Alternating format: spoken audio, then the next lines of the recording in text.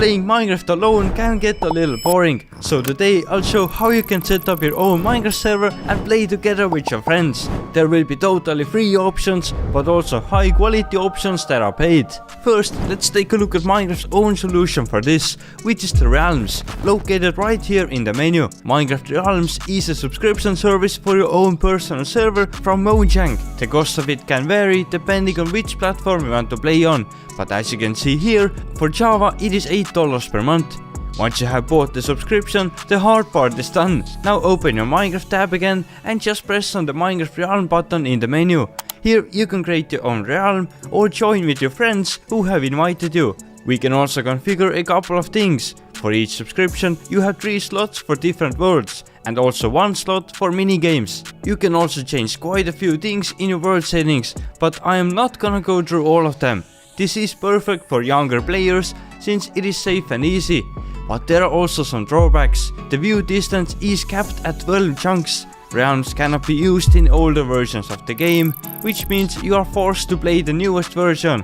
Also, the game will kick you if you AFK for too long, which can be fixed with some anti-AFK machines. And you can't install any mods or plugins to your realm, which can be a huge deal breaker for a lot of people. So the decision if it's worth $8 per month is up to you. If you felt like Realms isn't for you, another option is to use a third-party hosting provider. Most of the time, these have better value and performance than Realms. For this example, I'm going to use wisehosting.com, our own hosting website. The first step is always to choose your hosting plan. The general rule is the more players and mods you have, the more RAM you will need. I'm going to pick this one. Next, the location. This is simple. You get the best performance when you choose a location that is closest to where you live. For me, it is Germany. On this page, you can see the server specs, so you know what you pay for. And after adding the server name, you can choose some options. But storage wise, even our huge world is smaller than 10 gigabytes. So this is enough. And if needed, we can always upgrade it in the future. Depending on where you want to play, choose Java or Bedrock version for your server. After that, click Save Configuration and you are pretty much done. Before checking out, make sure you get the best deal by using the promo code Schalker and get 20% off from your first month. And easy as that, you have your own server hosted on wisehosting.com. But let's take a look at some of the features a third-party hosting website can provide. First of all, mods. Mod packs and plugins can be all installed with a single click of a button. You can track your exact server performance to see what is going on, as well easily manage players or change versions. But the main reason why I like the third-party providers is the support. I can have the ease of mind that if something happens with my server, that there are professionals I can contact at any time that will help me out. So do your own research and pick the option that fits you the best. But what if you don't want to pay? There are quite a few options for that as well. Imagine your friends come over and you all want to play together. Just press escape and click open to LAN button. Choose what game modes, if you want the cheats enabled, and your LAN server is ready. But keep in mind that this only works when you and your friends are in the same network. Also, if the host of the server leaves, everyone will get kicked. But how can we prevent that? Well, that is our next method, setting up a LAN server that doesn't shut down when the host leaves. The first step is to download a Minecraft jar file from the official Minecraft page, which I will leave a link to down below. When that is done, put the jar file into a folder of your own choice. Then create a node file in the same folder and name it start, for example. Open the node file and paste this script into it. I will also put the script in the description, so you can just copy. Anyway, this part of the script has to be named the exact same as your jar file. So in my case, my jar file is called server.jar. So I will also put server.jar. If you want to allocate more RAM to your server, then change these numbers right here. For example, replacing this with 4096 will give our server 4 GB of RAM. After that, hit enter and on a new line type pause. It should all look like this now. Save the text file and change the file extension from .txt to .bat. If you can't see the file extensions, click on View tab and check the file name extension box. Now double click the bat file and the command prompt will open. If it gives you an error, you probably have an outdated Java version, so make sure to update it. Press any key to continue and the window will close. Everything is correct, so don't get scared. To run the server we have to accept the Minecraft EULA, so open up the EULA text file that was generated and change the false into true, then save it. After that, run the bat file again and you are done. Your server now runs on your PC, and as long as the terminal is open, the server will be open. To join with it, just use your local IP, or if you are the host yourself, you can join just by typing localhost. You can also change your server properties in this node file if you want to set a larger view distance and so on.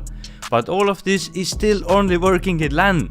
So to make it public for everyone, we have a couple of options. The first one is to forward the port from the server, so players from other networks can also join. The default port of Minecraft Java is 25565 and it can be changed in the server properties here.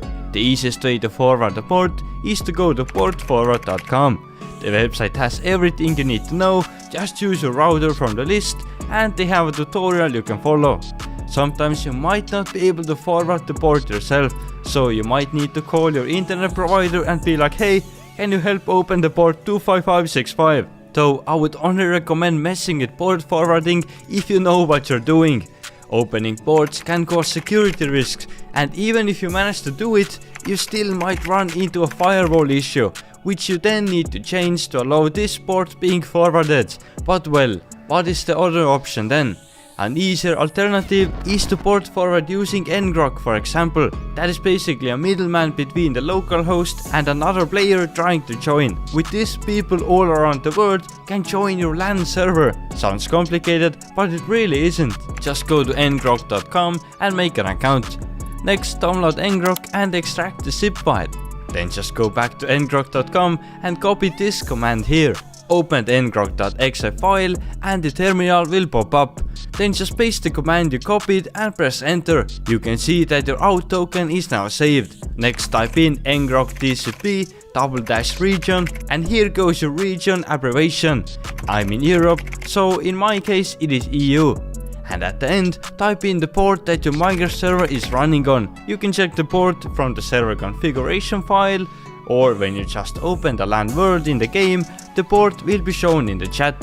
Mine is running on the default one, 25565. Then just press enter and ngrok will give you the IP. Just send this IP to your friends and they can connect from anywhere in the world without needing to port forward.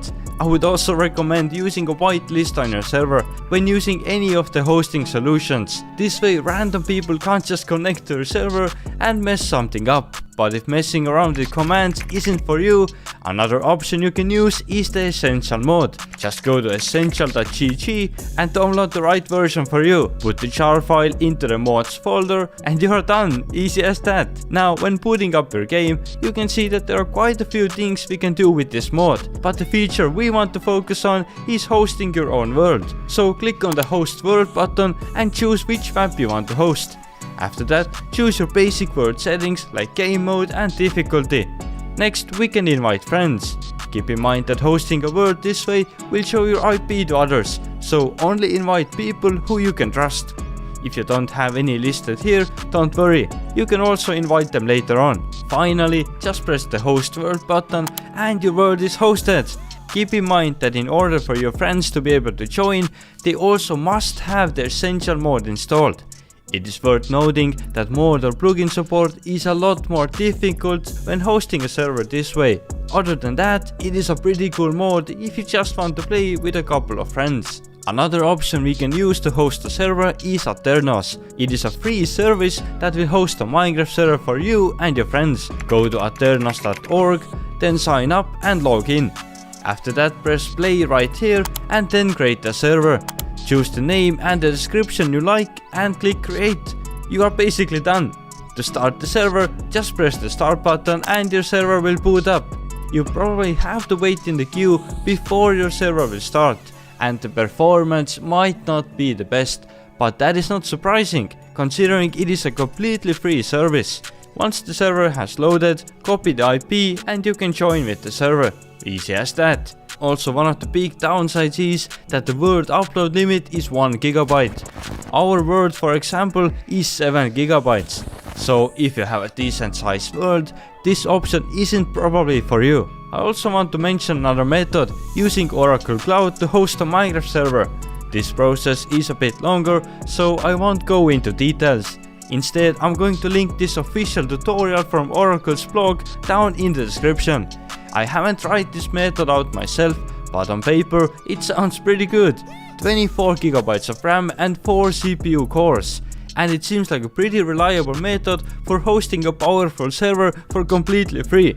But keep in mind, it is very technical, and if you run into any problems, there is no support to help you out. So, in conclusion, if you want a reliable service with ease of use and real support, I would recommend a third-party hosting provider like Wise Hosting, where you can select the exact size and server of your needs.